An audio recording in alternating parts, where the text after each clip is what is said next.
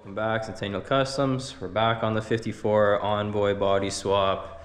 Last video I built these awesome bedsides. I'm really happy how they turned out. I really wanted to just keep moving on this bed. I even bought all my supplies and everything to do a bed floor and all the mounts.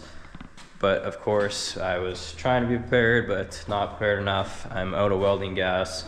So we're gonna focus our attention back on under the hood.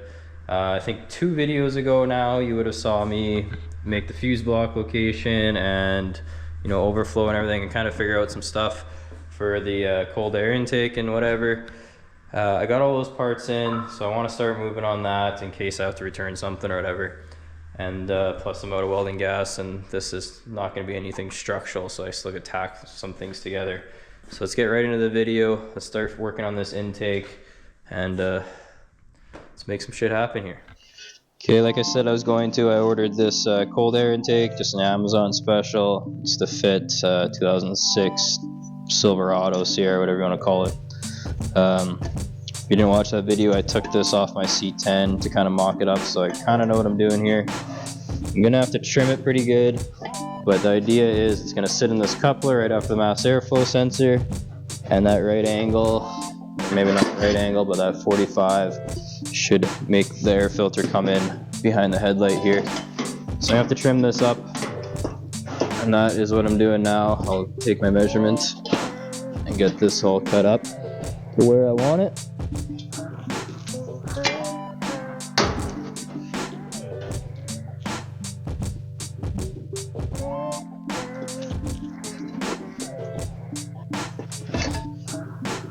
First cut's going to be behind this brace. I don't think I'll use this one. I'm hoping to be able to utilize this one. But I'm going to make a nice round cut around there. And we'll start with that. Hopefully it's not too much.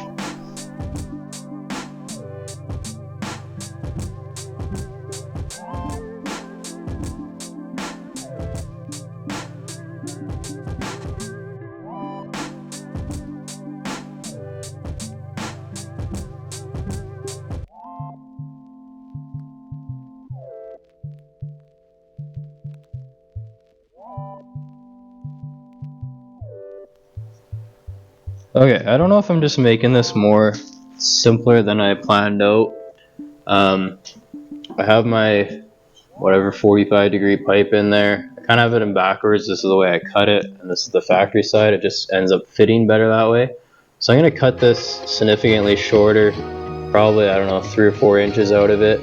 And then my filter, this is just the filter that came in the box. This is like, I don't even know, a 12 or a 9-inch filter. I have tape marked out, so it'd be like a 4. So I put that, cut this back another 4, bolt that on there. If it ends around there, and it'll be more forward when the pipe's cut, I'll be out of the way of the headlight and out of the way of all my bracing and everything. So I think that's kind of my first step. We'll just trim this up a bit more. I essentially bought the whole kit just for this, which I should have just bought this 45 pipe, but it is what it is. Let's take a couple inches out of there, and we should be in business here.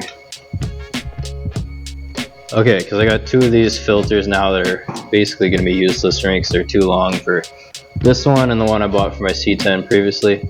I decided to cut it. I looked up what I think it's advertised as a 4-inch, but the from flange to the end is about 5 inches. So I looked up those specs, cut it to that. It fits really nice. I'll stay out of all the area of the headlight and everything.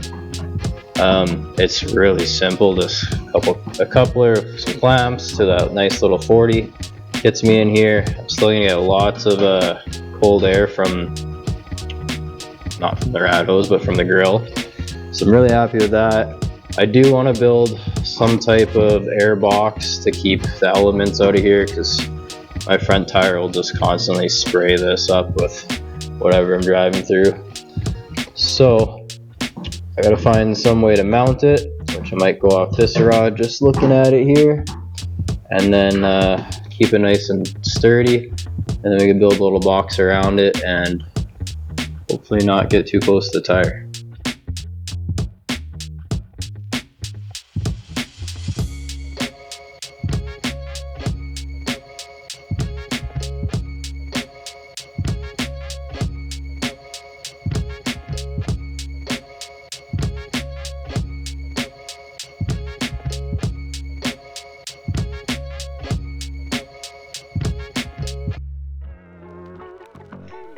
Okay, I got the wheel on, just check if my cardboard fabrication will touch, and it will not. So get that light in there. Still lots of room. This is fully bagged out.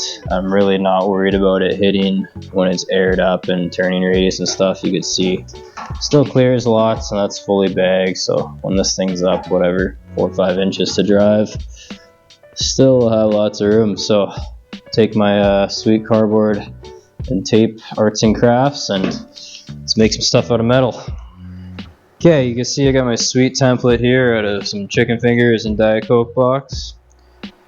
Got some sheet metal here, some scrap, just leftover 18 gauge. Kind of wish I had something even thinner to do this, but excuse me, we'll make it work. I don't know what where my starting point is going to be.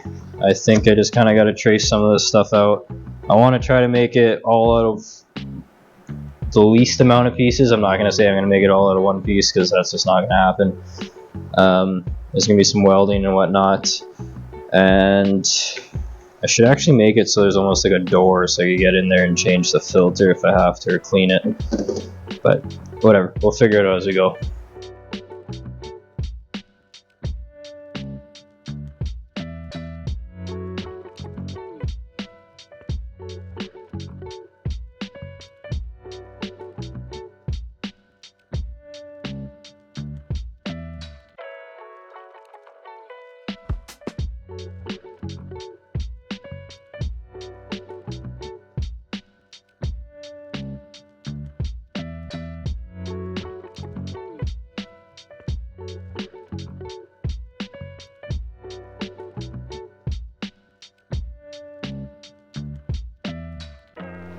Okay, this is kind of where I'm at right now. I got some holes drilled, and this just goes into where the fender meets the grill. I think I'm gonna fully split these two and then just weld them back together afterwards. I want this one to come along the grill just to allow it to get more air up in here, and then this one I need to come out. Okay, so surprise, surprise, I did a little design change. After I cut this bottom section off, I kind of realized I really don't need it. This thing through the grill here is going to get lots of air. It's sitting right there in front of the grill. I kind of angled this bottom lower piece down so you don't see it coming up through the grill. And I got these two pieces just kind of shittily tacked together. This piece I was thinking about making removable, but I think I might just weld it together. And then if I unbolt it here at the grill and then here at the fender, the whole thing should just slide up there if I ever have to access my air filter. Oops. So otherwise that's it. And then once I weld that guy on there, we'll enclose it enough to keep all the water and everything out of there. And I mean, it looks kind of rough now, but I think once I get this all trimmed out and everything, it'll look good. So I'm going to throw some tacks on there and then keep welding her and try to make it look a little prettier.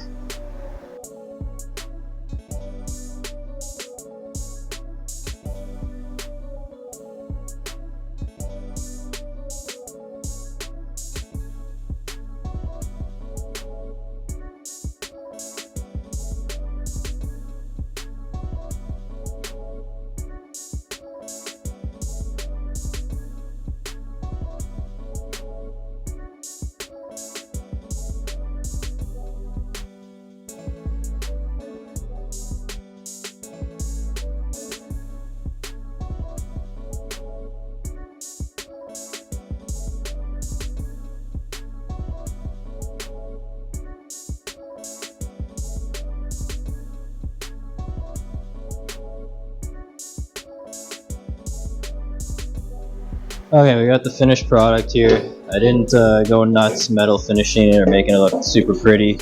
It's gonna get some type of textured paint. I don't know if it's any Line-X yet or just some rocker guard or whatever undercoating, but got it all one piece here. As long as I lift the filter here a little bit.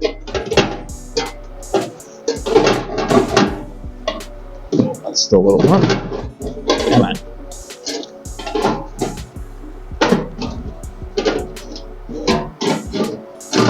Okay, like I said, as long as I lift the filter as I put it in there,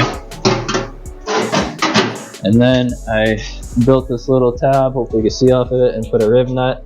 So that will bolt to the fender nicely. Start that one that way. And have one more bolt somewhere around here. Maybe not. There's a bolt.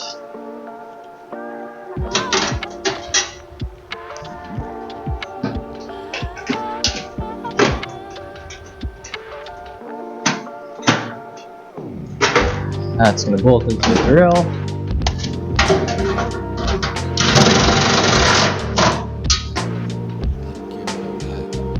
And that one I'll tighten from the top. So pretty easy to remove it, which I wanted. So it's nice and serviceable. There's the finished product, tacked into the fender there with that little bracket, into the grill over here. Sits on this brace a little bit. There'll be lots of room for the wheel. Made it much smaller than my original cardboard template. And then from the grill, we still got all that air in there. And it's nice and bent down, and everything goes to the contour of the grill. So this one's all wrapped up. That's as far as I'm going to take it for metal finishing. Now I'm going to go to the other side, and I got to build something similar just to cover like the ECM and stuff, because I don't want that getting all splashed up.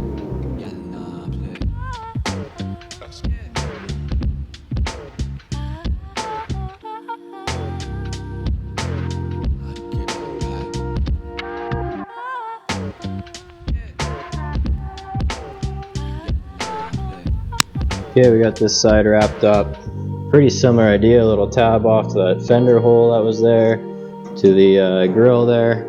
Kind of tucks under the ECM. It is open a bit here, but it's okay. I'm just trying to protect the splash coming from this way, if it ever does, and whatever. Just it'll add some protection to the connector. Alright, what I'm starting on next here is kind of some filler panels. I'm calling them inner fenders, even though it's not a traditional inner fender. It's just going to kind of help separate the fender well to the engine bay and kind of hopefully keep the dust and everything out of the engine bay, make it stay clean. So I'm going to bolt them to the fenders. So they're going to come, the plan is at least to come down straight, and then I'm going to come down on an angle and hug the firewall and try to stay up as much as I can, and then come down, and it's just going to rest up against the frame. I'm not going to make it bolt to the frame because I want the body to be able to shift on its own without any pressure or anything like that. So the plan is just whatever, straight down. I don't know, it's going to be roughly 45 out, and then straight back down. Just tight up along the frame. I'll put some like rubber or whatever insulator between them so it won't vibrate and sound like shit. But that's the plan, at least. I mean, plans like to change a lot. So let's start with that.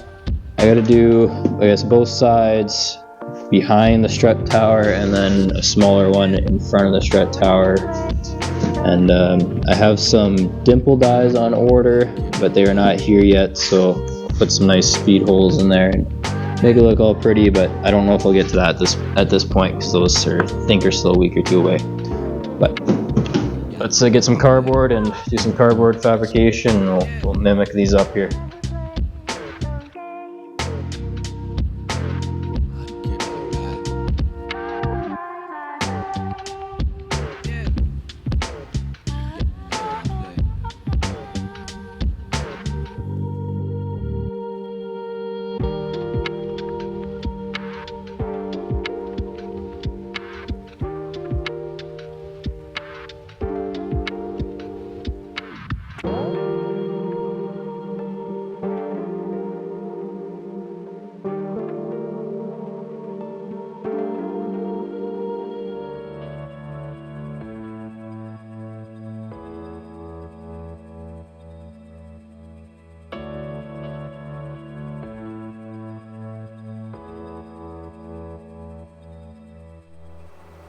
Okay, you saw me bend it all up. I just kind of finish it off, give the edges a quick sand, and ended up sanding that. I got a little relief here. I think the grommet will butt up nicely against it, keep my wires above it. 2 bolts, some rib nuts in the panel behind the flange here. Goes down nicely. I don't even know if you can see down here, but it hugs the frame nice and tight. Still would have lots of room for my wheels. I was gonna do like a, you know, a circle, circle, circle with the dimple dies that I'm waiting on, and I still might. I might do them on the downward part, just to let some heat and stuff out. I might do them up here as well. We'll kind of see once I get them. So that's finished product number one. I guess we'll go off the other side. We'll make this back one, and then we'll build some really small air ones in this area here. Let's keep moving along. Okay, this side might be a bit harder to see with the reservoir, but same idea on this side. Came out pretty nice. Excuse me, and did it pretty quick. There's less to deal with on this side. I got 2 more to make just to kind of fill in that little gap on both sides, and then we'll be wrapping up these inner fenders. Okay, I whipped up some panels in the front here. They're really small. This will all get like a rubber trim, so it'll be all nice and tight to the airbox there. This will stay open just for the control arm movement. Did the same on this side. Again, this will get some rubber trim. I might break this little piece back just to allow make sure the wires don't chafe on it. And I might have to open that one up a little bit more as I'm looking at it there. But anyways, that will kind of help separate the wheel well elements from the engine bay. Should be mostly sealed up there, so definitely will help. And then we'll just keep moving on in this engine bay. Okay, my dimple dies showed up here, so I'm gonna do those quick in this video. I am gonna do them on the downward side to let that air out of the engine bay, and I think I'm gonna do probably 3 right here just for a little design. And yeah, and then my wires can come that way. So let's map out these 3, and then we'll go to the press and press them out.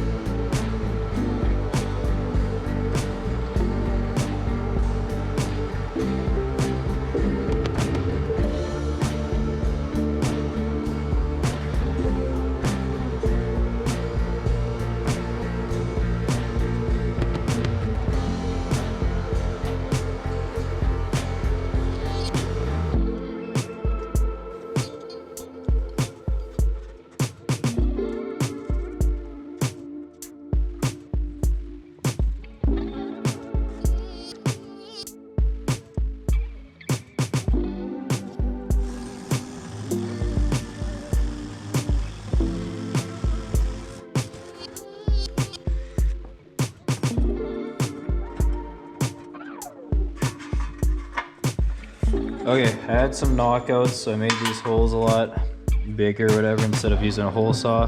So now I got my dimple dies. Get the press.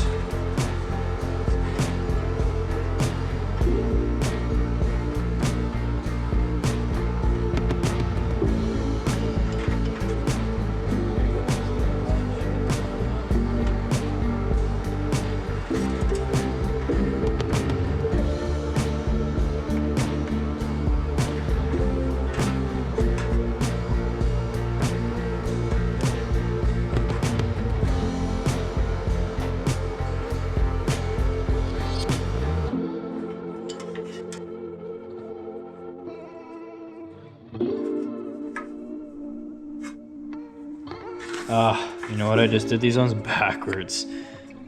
When this is in the truck, these speed holes are gonna be coming into the engine bay. I'm gonna leave it. I'm not too worried about it, because these ones you'll hardly see. We will let some air out. I guess they'll look good through the wheel well. Excuse me. That sucks, but whatever. These ones I want to go down.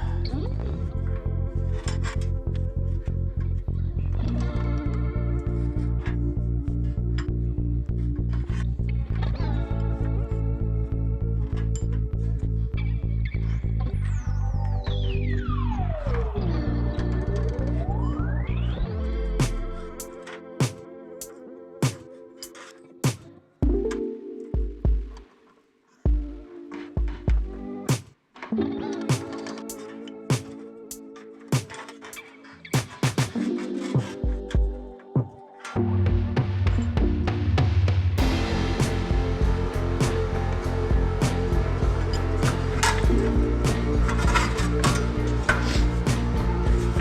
there's the final look, all nice and divoted down. Happy with those ones came out nice and center. These ones are backwards, but like I said, you won't really see them, especially from the inside. You'll see them, if anything, through the wheel well. So let's go throw this back in the truck and we'll take a look. Alright guys, there's the finished product. I think it just adds a little bit of character. It also adds a lot of strength because it's putting that little divot in there. So those are a lot stronger now. I'm hoping my wiring harness can kind of come in here and go under the booster and then up to the fuse block. So I can at least still see those holes, and then this will be all harnessed here. Like those ones I did down there, I did them backwards so they're sticking out a little bit, but you can't really see in there. There's so much going on through the wheel well. They're the correct way, so they kind of look good that way. It'll just help get a little bit of heat out of there. And yeah, I don't know, adds a little style point. I like them. So anyways, that's gonna wrap up this engine bay video. I still got some more stuff to tackle under here. I would like to get onto that box again next video, so make sure you guys come back for that. Make sure you guys subscribe, like, comment. Last video did really well with all the comments, so thank you guys. Hit me up in the comments. Also, if you made it to the end of the video, I have now some swag going on, so go through my YouTube page to my store and get yourself a hoodie, t-shirt, whatever you guys want. Help out, support the channel. Appreciate it. Thanks guys.